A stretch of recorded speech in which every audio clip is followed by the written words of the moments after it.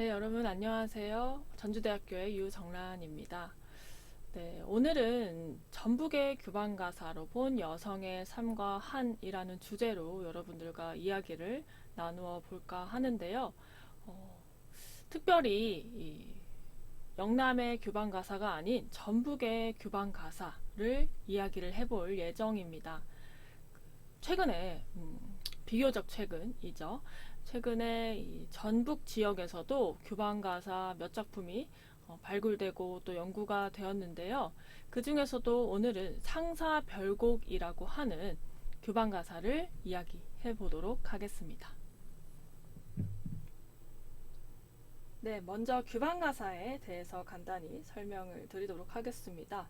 이 규방 가사는요, 갈래명에서부터 알 수 있듯이 이 조선시대 양반가의 여성들이 창작한 시가 문학입니다. 또 여성이 창작을 했기 때문에 주로 한글로 쓰여졌다라는 특징이 있고요. 여성들의 일상 또 여성들의 감성을 그 특유의 묘사 방법으로 나타냈다라는 점이 특징적이죠. 특히 여성의 고유한 삶과 문화를 반영하고 있다라는 데에 이 규방 가사의 문학적인 의의가 있습니다. 그런데 이 규방 가사는요, 규중 여성들이 지은 갈래이긴 한데 주로 경북 지역에서만 창작되고 향유되었다라는 특성을 가지고 있습니다. 경북 지역에서 수집된 두루마리, 이 규방 가사를 둘둘둘둘 많은 이 두루마리에 주로 이렇게 기록을 해 두었는데요. 여기서만 발견된 두루마리가 6,000필이 넘습니다. 굉장히 많은 작품이 이 경북에 집중적으로 몰려서 있다라는 것이죠. 그리고 이 규방 가사는요, 몇 가지 이제 계통으로 또 나누어 볼 수도 있는데, 풍류, 소형류라고 해서 이런 규방의 여성들이 그 풍경을 보거나 또 그 경치를 마주했을 때 느끼는 감정 같은 것들을 가사로 표현해내는 계통이 첫 번째 있고요. 또 아니면 그 신변탄식류라고 해서 시집살이의 고통, 또 남편과의 불화, 뭐 이런 것들을 담아내고 있는, 토로하고 있는 작품도 있습니다. 또 이 시집을 가서 겪는 그런 무수히 많은 괴로움 같은 게 있는데, 그 와중에서 이 친정 부모님에 대한 그리움이 당연히 나타날 수밖에 없죠. 그런 계통이 또 사친 연모류로 불리고 있고요. 이 마지막이 개녀 교훈류인데요. 보통 규방 가사는 이 시집가는 딸에게 아버지나 어머니가 지어줘서 그 시집간 지역에서 또 전승되고 향유되는 그런 특징이 있습니다. 때문에 이 시집가는 딸에게 교훈을 주는, 시집가서 어떻게 행동을 해야 된다, 뭐 어떤 식으로 삶에 임해야 된다 하는 그런 개녀 교훈류가 마지막 계통이라고 할 수 있습니다. 이 네 가지 계통으로 크게 묶일 수 있다라는 말씀입니다. 또 이 규방 가사는 몇 가지 특징을 가지고 있는데요. 그 중에서도 제일 대표적인 내용만 추려보자면요, 여성적 시각과 정서입니다. 이 여성들이 일상 속에서 느끼는 감정, 생각 같은 것들을 남성과는 다르게 굉장히 솔직하게 표현한다라는 거죠. 뭐 고뇌, 가족에 대한 그리움, 사랑, 또 뭐 자연물에 대한 감상 같은 것들이 주된 주제로 다루어지기 때문에 이 생각이 솔직하게 표현될 수밖에 없고요. 또 자녀 교육, 뭐 부부간의 사랑, 또 가족의 건강 같은 것들도 다루고 있습니다. 그래서 남성 문학에서는 보기 어려운 여성적 관점이 이 규방 가사에서 부각된다라는 이야기가 되는 거죠. 두 번째는 생활 밀착형 주제인데요. 앞서 말씀드렸듯이 여성들이 직접 경험한 일상생활과 관련된 내용이 많습니다. 그러니까 일상생활에서 마주하는 또는 마주할 수 있는 여러 가지 문제들, 예컨대 뭐 가사 노동, 또 자녀 양육, 가족 간의 불화 같은 것들이 이제 소재로 자주 등장하고요. 또 당대 여성의 현실적 고민 같은 것들도 반영이 되어 있죠. 세 번째는 한글 사용인데요. 이 규방 가사는 여성 문학이고 한글로 주로 쓰여졌기 때문에 좀 자신들의 목소리를 보다 쉽게 담아낸다.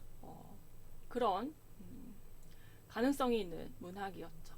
그러니까 한문 문학에 접근하기 어려웠던 여성들한테서 이 표현의 도구, 이 한글을 제공했다라는 점에서 또 매우 중요한 의미를 가지기도 하죠. 네 번째는 교훈적 성격입니다. 단순한 감정 표현을 넘어서서 개념, 교훈유에서 알 수 있었듯이 이 여성의 역할, 또 여성으로서의 덕목을 강조하는 어떤 지침을 담고 있는 작품이 많습니다. 시집 가서는 어떤 역할을 해야 되는지, 또 자녀 양육, 교육은 어떻게 해야 되는지, 그런 교훈적 성격의 작품들이 많다라는 거죠. 다섯 번째는 형식과 구조의 다양성인데요. 비교적 장형 가사가 많기는 한데 꼭 일정한 형식에 얽매이지 않고 좀 자유로운 형식으로 창작이 되었다라는 특징을 가지고 있습니다. 또 조선 전기의 이런 사대부 가사보다는 특정한 운율, 규칙에 좀 종속되는 그런 모습도 보이지 않아요. 그래서 창작자가 자신의 이야기를 자연스럽게 풀어내는데 방점을 두는 그런 규방 가사가 또 특징적인 것이죠. 그래서 대표적인 규방 가사 중에 이 개녀가와 복선화음가라는 작품이 있는데요. 개녀가 일부분입니다. 시키신 일이 있었거든 물러가 진작하되. 무슨 일을 부모님이 시키면 바로 달려가서 이제 짐작해서 그 일을 시행을 해야 된다라는 것이죠. 그리고 동동촉촉 조심하여 민첩하게 생각하며 게으르지 말라라는 뜻이 되는 것이죠. 이런 식으로 개녀, 자기 여식 혹은 며느리한테 어떤 생활 지침 같은 것들을 알려주는 작품이 바로 개녀가인데요. 조금 밑에 내려가서 보면 그러니까 태어난 것이 자망이요, 난 것이 병통이다. 이 여성으로서의 그런 삶의 고통도 보여주면서 어떻게 살아가야 하는지, 이렇게 살아야지만 조금 덜 괴로울 수 있다, 덜 힘들 수 있다라는 그런 좀 마음도 반영이 되어 있는 거죠. 먹던 술도 떨어지니 아는 길도 물어가라. 숟가락도 떨어지니 아는 길도 물어 부모님께 꼭 물어서 진행을 해라 라는 것이죠. 또 꾸중이 날이거든 황급히 들어보면 무비 다 교훈이라.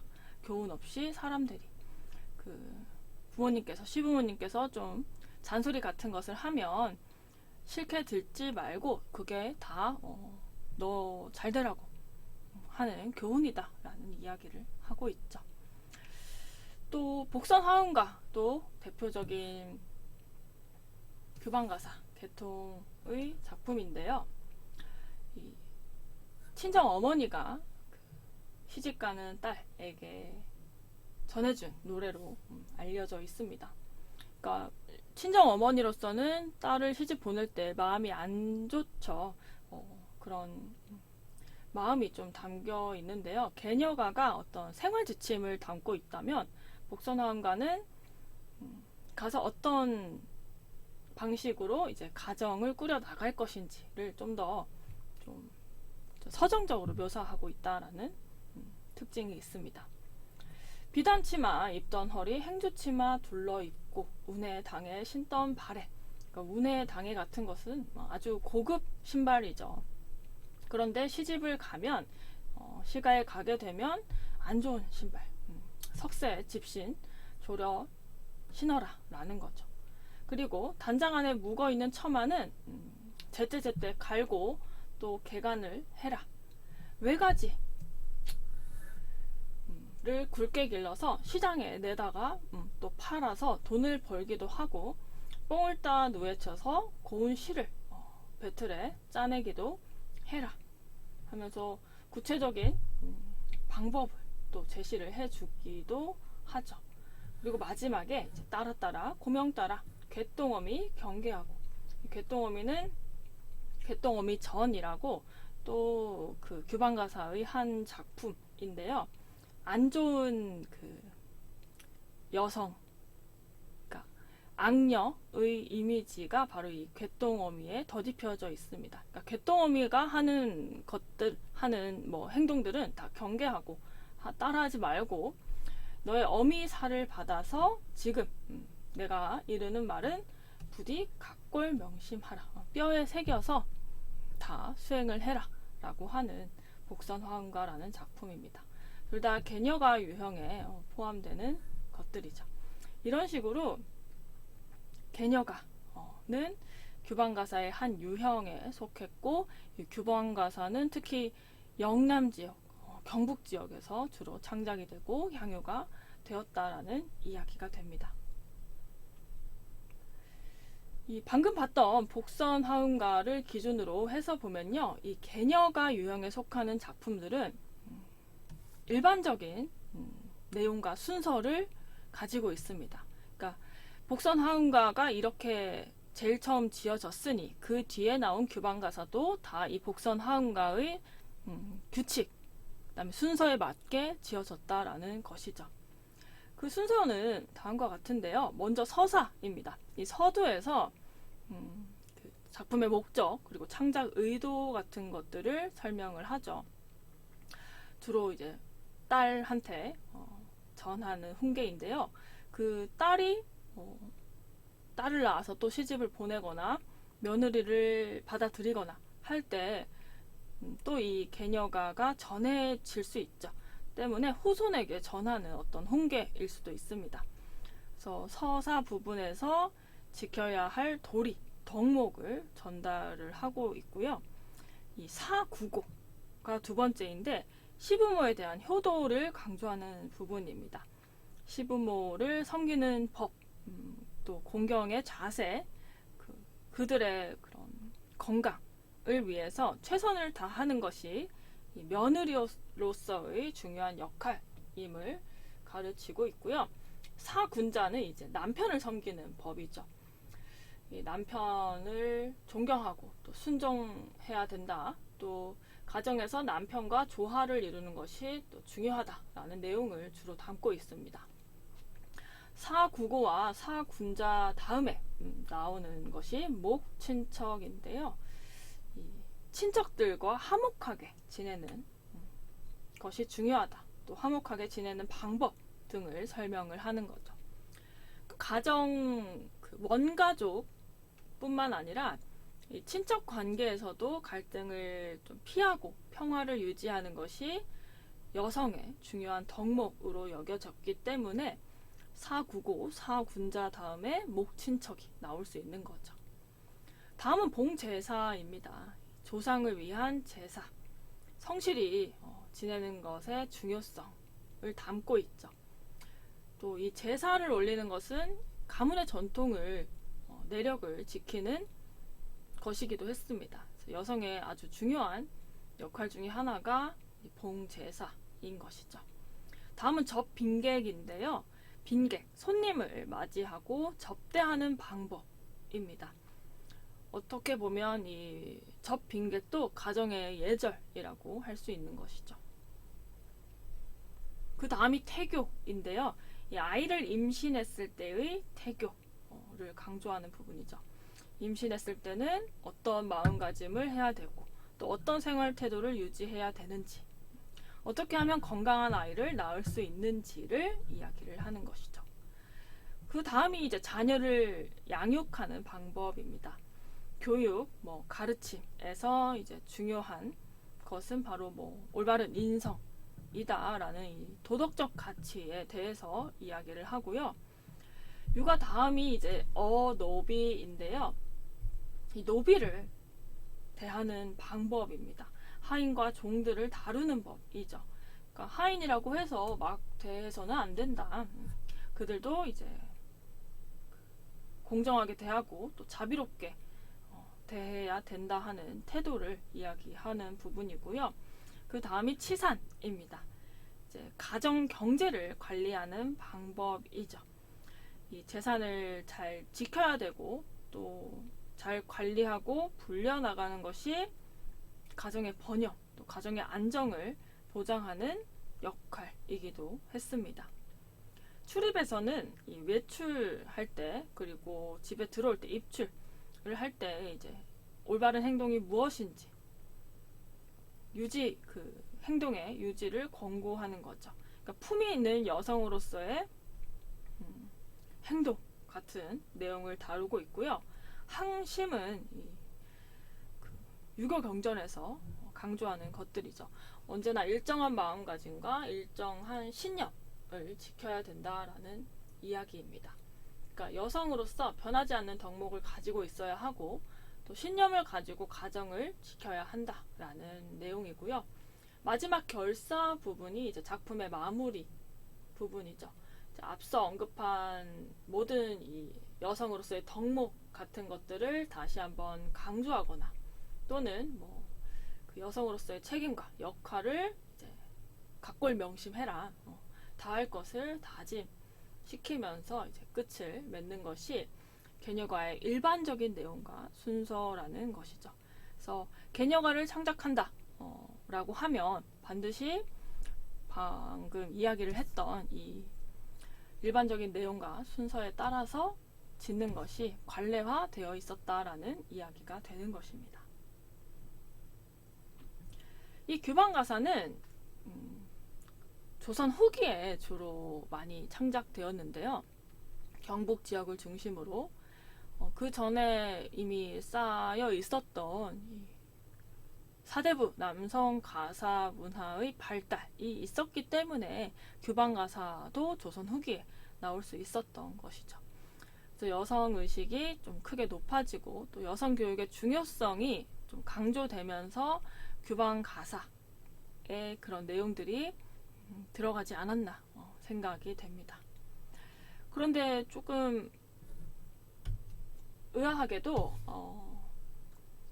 이 전북 지역에서는요, 전북뿐만이 아니라 호남 지역에서는 이 규방가사가 거의 지어지지 못했습니다. 거의 없다라고 해도 무방할 정도인데요. 이 수천 편, 거의 만 편에 이르는 영남의 규방가사에 비하면 이 전남, 전북 다 합쳐서 호남 지역의 저 규방가사는 손에 꼽을 정도라는 수준이죠. 그럼에도 비교적 최근에 전북 지역에서는 규방가사가 발굴되고 또 연구가 되고 있습니다. 그래서 전북 규방가사의 역사에 대해서도 분명하게 살필 필요가 있는 것이죠. 왜 호남 지역에서는 이 규방가사가 창작되지 못했을까? 많은 추정을 해볼 수 있는데요. 아무래도 이 조선시대는 남성 중심의 유교적인 가치관이 아주 강하게 작용되었죠. 그래서 여성들의 문학 활동 자체가 상대적으로는 좀 제약이 있었고 억압되었고 또 지역마다 여성들의 문학 활동에 대한 인식 차이도 있었던 것 같습니다. 아마 여성들이 문학적인 창작 활동을 할 기회가 영남에 비해서 호남 지역에서는 더 적었거나 아니면 또 규방가사를 창작하고 전파할 만한 그런 문화적인 토대가 비교적 늦게 갖춰졌을 가능성이 있습니다.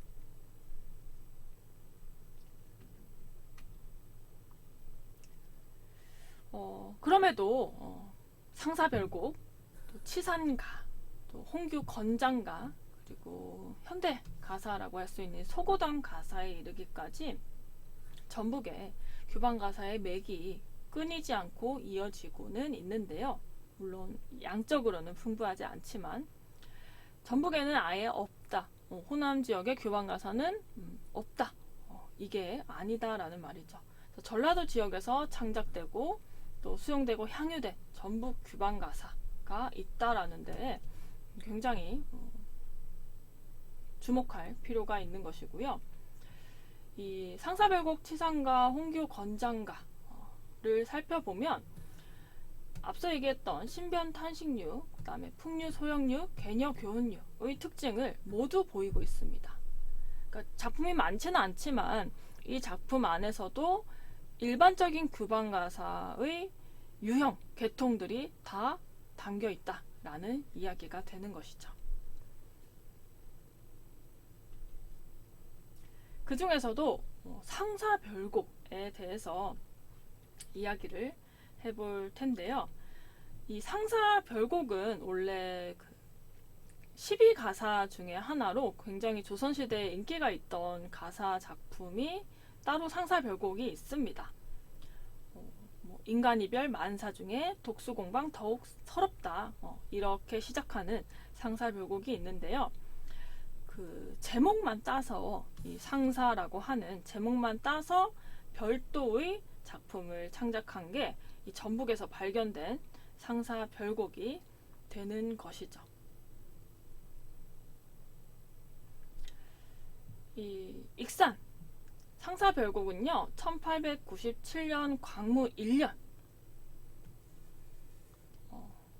20세기 거의 다 와서 창작된 작품으로 추정이 되고 있고, 방금 이야기를 했듯이 익산에서 전승이 되던 작품입니다. 전주대에 재직하셨던 전일환 교수님께서 그때의 제자였던 정대위 선생님으로부터 전해받은 자료인데요. 정대위 선생님의 증조모가 이 상사별곡을 소장해 왔다라고 합니다. 하지만 이 증조모님이 작가는 아니고요. 작자는 알려져 있지 않는 거죠. 그럼에도 불구하고 이 익산 인근에서 이 작품이 창작되고 향유된 것은 분명해 보이는데요. 왜 그런가 하면 이 작품을 보시면 알겠지만 전라 방언 중에 이 기역, 이 지읒으로 국외음화가 일어나는 현상이 이 작품에서 굉장히 뚜렷하게 보입니다. 또 히읗의 음음 변화가 표준음이 아니라요, 이 시옷이나 쌍시옷으로 일어났다라는 점, 또 지시대명사 중에 하나인 그놈이라는 용법이 또 쓰이고 있습니다. 때문에 이 상사별곡이 전라도, 그러니까 영남에서 창작되고 전라북도로 전승이 된 것이 아니라, 전해진 것이 아니라 이 방언의 특징을 본다면 분명하게 전라북도 지역에서 창작이 되고 또 수용되고 향유되었다라고 볼 수 있는 것이죠.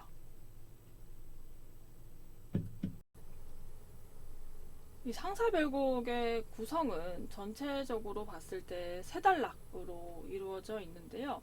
이 한 단락마다 또 그 안에 내용이 구분이 됩니다.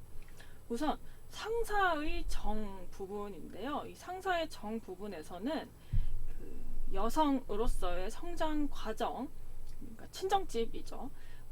또 여자로 태어나서 숙녀로 성장한 그런 과정, 또 정혼에 따른 그 교배례, 혼인이죠. 또는 초야 정사와 이 신행길, 그리고 이제 남편의 득병과 이 남편의 죽음에 따른 망부의 한이 나오고요. 그 두 번째 단락으로 가면 이제 이 망부의 한을 치료하기 위한 어떤 방법으로서 유람 기행이 나오는데요. 산이나 바다, 악양루, 고소대의 승경 같은 것들을 묘사하면서 망부의 한을 치유하는 그런 모습을 보입니다. 그리고 마지막에 가서는 이 과부로서의 삶을 좀 서글프게 읊조리고 있고요. 마지막에 이제 경계의 말을 하면서 작품을 마무리를 하고 있습니다. 그러니까 어떻게 보면 이 상사별곡은요, 이 상사의 정 한편과 또 유람기행 한편, 그러니까 기행가사라고 할 수 있죠. 이 유람기행 부분은 이 기행가사와 좀 상사 요 한편을 묶어놓은 듯한 구성입니다. 진짜 이 두 작품이 하나의 작품으로 이제 나중에 필사되었을 가능성도 있는데요. 이런 식의 구성은 조선 후기에 개화 과정 또는 이제 문학사의 발달에 있어서 조선 후기의 특징이 반영이 되어서 규방 가사에서도 어떤 변이가 일어났다라고 보이는 작품이라고 할 수 있을 것 같습니다. 그래서 간략하게 지금부터 그 작품의 내용을 조금 살펴볼 텐데요. 전문을 보지는 못하고 이 작품의 제일 중요한 꼭지들을 살펴보도록 하겠습니다. 제일 먼저 성장과 이 정혼 과정인데요. 그렁저렁 성인이 하야 되어서 15세가 당도하니, 그러니까 15살이 됐다라는 거죠. 오간 운발, 고운 얼굴. 얼굴은 옷같이 빛이 나고 이 머릿결은 구름같이 아름답다라는 것이죠. 고운 얼굴, 만인 중에 빼어남에. 자부심이 대단하죠. 자존감이 굉장히 높은 여성이 창작한 것 같은데요. 그러니까 만 명 중에, 그러니까 사람들 중에 나의 그런 얼굴이 가장 빼어나다. 그래서 우리 부모님이 나한테 이르기를 당명왕 시절에 양귀비가 갱생한 듯하고 한나라 시절에 왕소군이 갱생한 듯하다. 이렇게 우리 딸이 제일 아름답고 어여쁘다라고 이야기를 해주고 있죠. 왕소군은 이 한나라 원제 때의 궁녀였는데 흉노 정책으로 이 흉노장에게 시집을 간 대표적인 미녀이죠. 양귀비도 미녀의 대명사였고요. 이렇게 어여쁜 딸이 무쌍이라 짝이 없다라는 거죠. 그래서 인근 읍에 유명한 이제 군 매파들이 이 집에 다 몰려들었다라는 이야기를 이어서 하고 있습니다. 이 매파들이 몰려든 모습을 만수산의 구름같이 또 영주의 호걸 매듯 사방으로 오고 갔다라고 좀 과장해서 표현을 하고 있죠. 그만큼 이 딸을 생각하는 부모님의 마음이 컸다라는 이야기가 되겠고요. 우리 부모 나를 두고, 그러니까 이렇게 아리따운 나를 두고 시집갈 자리를 아니 고르겠느냐. 그리고 직서하기, 막 고르고 골라서 직서, 그러니까 이렇게 누구는 되고 누구는 안 되고 누구는 뭐가 모자라고 이렇게 막 이렇게 다 썼던 거죠. 직서하기 일을 삼아서 각별히 가릴 적에 영웅 군자를 얻으려고 주사야택 하건만은. 마치 낮에는 밭을 갈고 밤에는 공부를 했던 것처럼 이 사윗감을 고르기 위해서 낮에는 버리고 밤에는 골랐다. 그러니까 그만큼 열심히 이 사윗감을 골랐다라는 이야기가 되는 거죠. 천생만민 하울적에 각각 짝이 있는 자라 하늘이 정한 배필 인력으로 어찌한가. 그러나 이 따님의 생각이 굉장히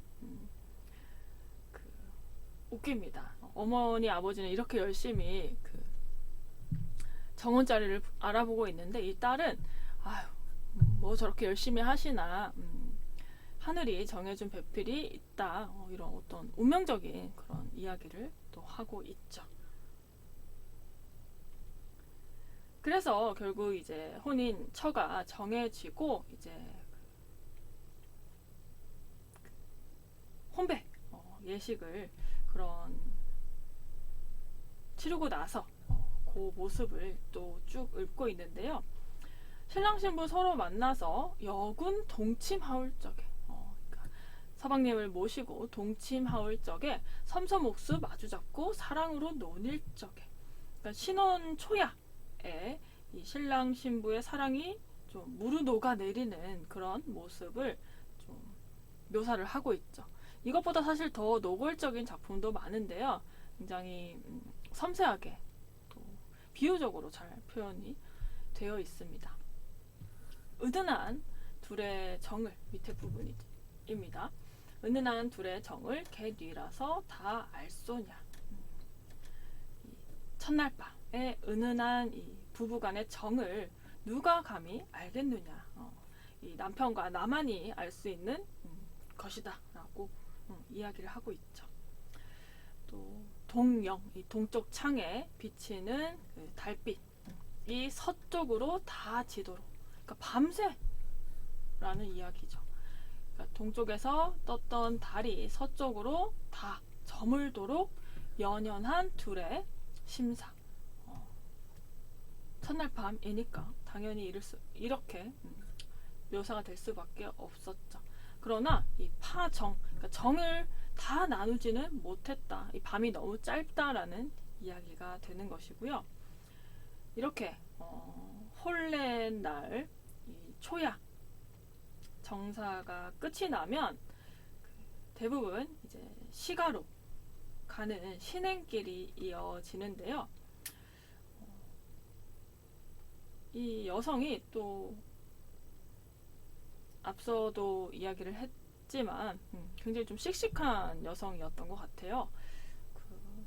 시가로 가는, 시댁으로 가는 길이 좀 친정 부모님이랑 헤어지고 형제 친척이랑 다 헤어지고 또 언제 만날지 기약 없는 그런 이별의 길을 가는데 굉장히 또 신이 나서 가고 있습니다. 보통 시집살이가 힘들진 않을까 두려움과 초조함이 좀 나오기 마련인데, 그게 공통적인 규방 가사의 성격인데 이 작품에서는 그런 묘사가 나와 있지 않습니다. 오히려 이 교훈을 이야기하고 있는데요. 부창부수 예를 좇아서 시가로 데려갈제 그 안이 좋을시고 신행길의 그런 행복함, 지금 같은 신혼여행이 아니라 이거는 아예 친정집을 떠나서 시가로 들어가는 길이니까 마냥 좋을 수만은 없었을 텐데 이 여성은 그 안이 좋겠느냐. 부모 전에 배운 후에 산초 화목 다 알거든 형우 제공 오죽할까. 이 시부모님이 되겠죠. 시부모님께 인사를 드린 후에 산초 화목 다 알거든.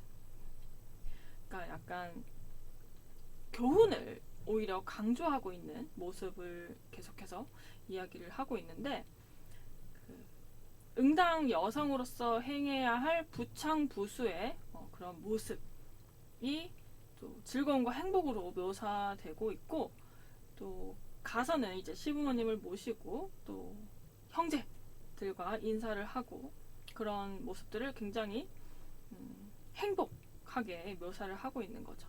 어찌 보면 다 허구가 아닐까 싶을 정도로. 또 남녀노비 다스릴 때 인의를 가르치니 수신제가 하는 법이 더할 사람 누가 있는가. 나처럼 대단한 사람이 누가 있는가.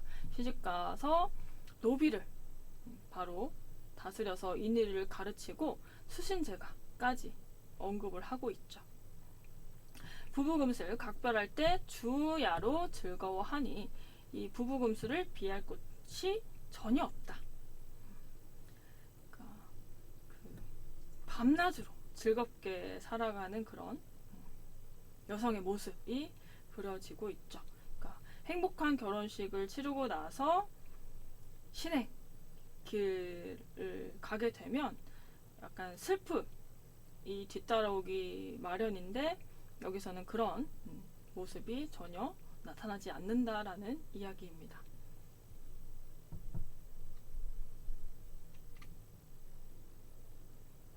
부부금슬이 너무 좋아서 어쩔 줄 몰라 하는 양상이었는데, 그 뒤에 곧바로 이어서 이제 남편의 득병이 나옵니다. 어쩌면 이 행복한 결혼식의 모습, 또 그 인생에서 가장 또 좋았던 그런 신혼 생활을 더 이제 즐겁게 묘사한 게 이 뒤에 있을 바로 이 망부의 슬픔을 더욱 강조하기 위해서 그랬던 것이 아닐까 싶을 정도입니다. 이제 바로 남편의 병사가 따라 나오는데요. 이렇듯이 깊은 정을, 지푼이라고 되어 있죠. 짚은 정을 천지가 미워했는가.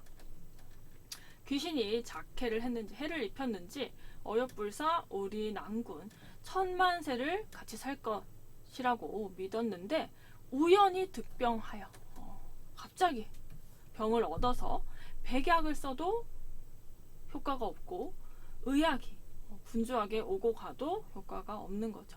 아무리 치료를 해도 살릴 길이 전혀 없다. 병을 얻어서 인하여 별세하니 결국 남편이 죽은 겁니다. 아마 자식도 보지 못하고 죽은 게 아닐까 싶은데요. 청강에 노던 언왕, 녹수로 날아가고 단사에 놀던 봉황은 짝을 잃은 정리로다. 어찌하니 불쌍할까. 봉황, 원황 이 전부 다 내 처지 같이 되었다라는 것이죠. 날아가고 외롭게 되었다. 그러니 다 불쌍하지 않을까. 이 죽은 남편의 신체를 붙들고서 천호 만호 불러본들, 천번 만번 불러본들, 이 죽은 남편이 눈이나 떠서 볼까, 대답이나 하여 볼까. 굉장히 구체적으로 이 남편이 죽은 상황을 또 이렇게 애처롭게 서글프게 노래하고 있는 거죠. 그리고 이제 독수공방의 삶이 나오는데요. 이 상사별곡에서 상사라는 게 원래는 그리움을 의미하는데, 이 작품의 상사는 단순한 그리움을 넘어서서 어떤 고통과 절망까지 담지하고 있는 것 같습니다. 특히 이 병으로 남편을 잃은 여성이 느끼는 상사는 생존 자체를 흔들 만큼이죠. 그래서 그리움을 넘어선 어떤 깊은 한이 표현이 되는데요. 금풍이 소슬하여 오동잎은 떨어지고 오곡이 성실하여 사계는 슬피울째. 지금 같은 가을이죠. 그리고 동방의 실솔성은 내외수심 자아내고, 이 독수공방의 서러움을 더해주는 요소로 항상 이 문학 소재로 등장하는 것들은 일단 가을바람, 또 가을밤에 내리는 비, 또 오동잎, 귀뚜라미 소리 같은 것들이죠. 밤이 깊어갈수록 여러 풀벌레들이 구슬프게 오는 그런 소리는 남편에 대한 그리움, 정을 더 깊게 만드는 어떤 관례적인 소재들이었는데요. 이 여성도 마찬가지죠. 추야장장 긴긴 밤에 어찌하니 한심할까. 독수공방이니까 이 가을밤이 많이 깊죠. 길죠 또. 그러니까 어찌하니 내 신세가 한심한가. 가을이 돌아와도 우리 임은 아니온다. 추나추동은 계속 반복되지만 한번 떠난 내 남편은 다시 돌아오지 않는다라는 이야기를 하고 있고요. 그렁저렁 가을이 지나고 이제 겨울 동절이 돌아오니 백설이 분분하니 만건곤이라.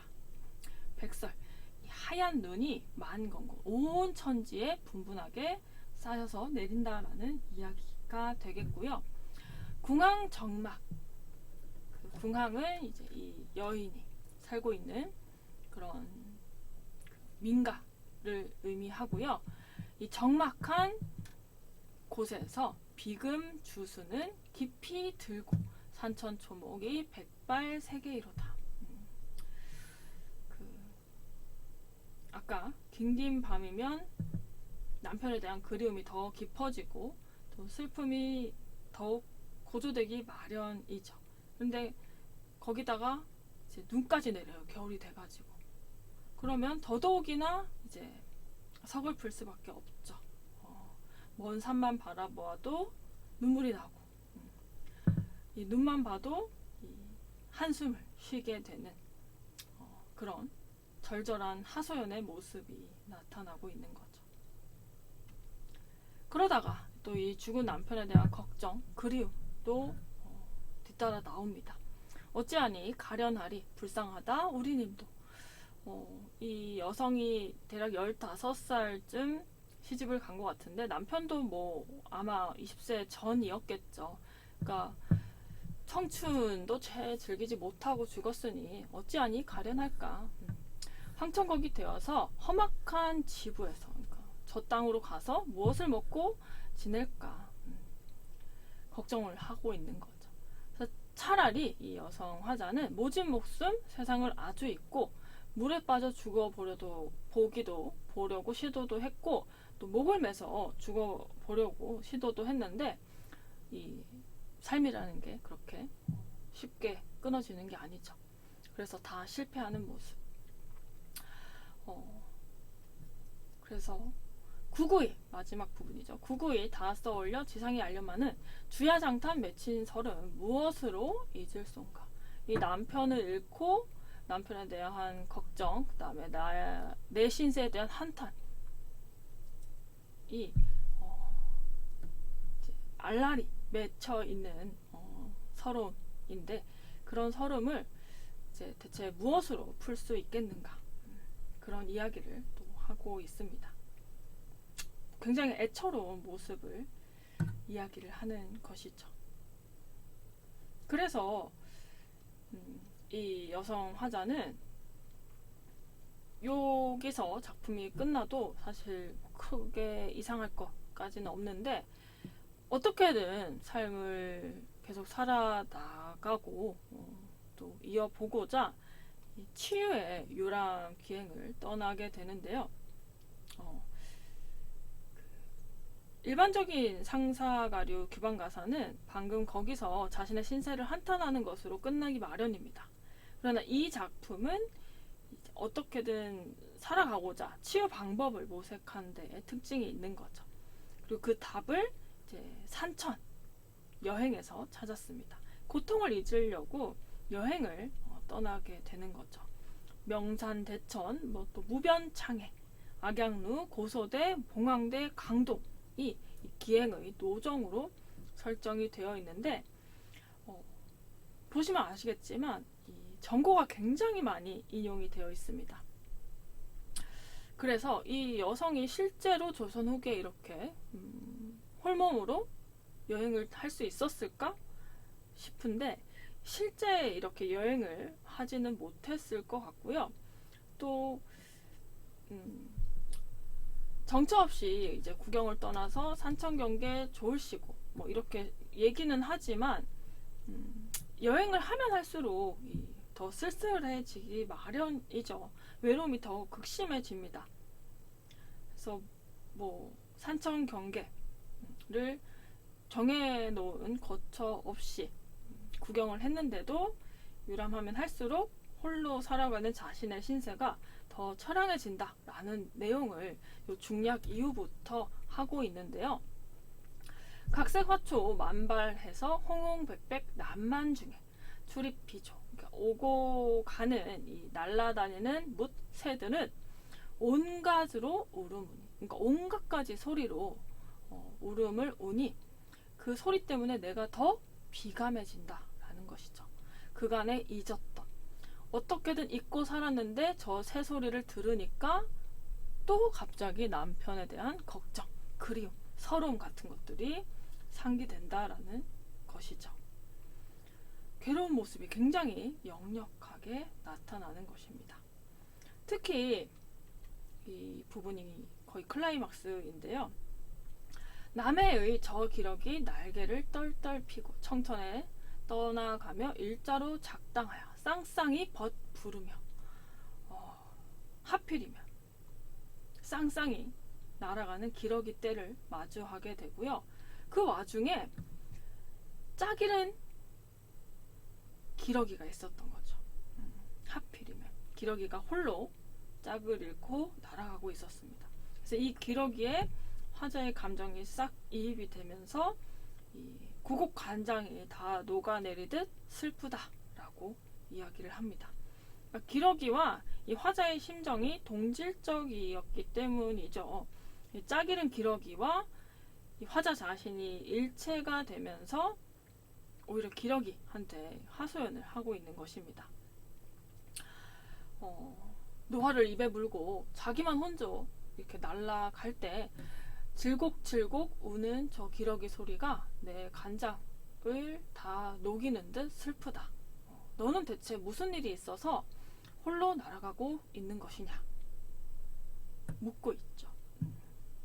그러니까 여행의 노정은 차라리 이 상사별곡과는 그 관계가 없을 만큼 동떨어져서 보이는데, 이 유람기행을 떠난 그 외피만 가지고 있지 이 안에서는 또 한편으로 이 넋두리를 하고 있는 거죠.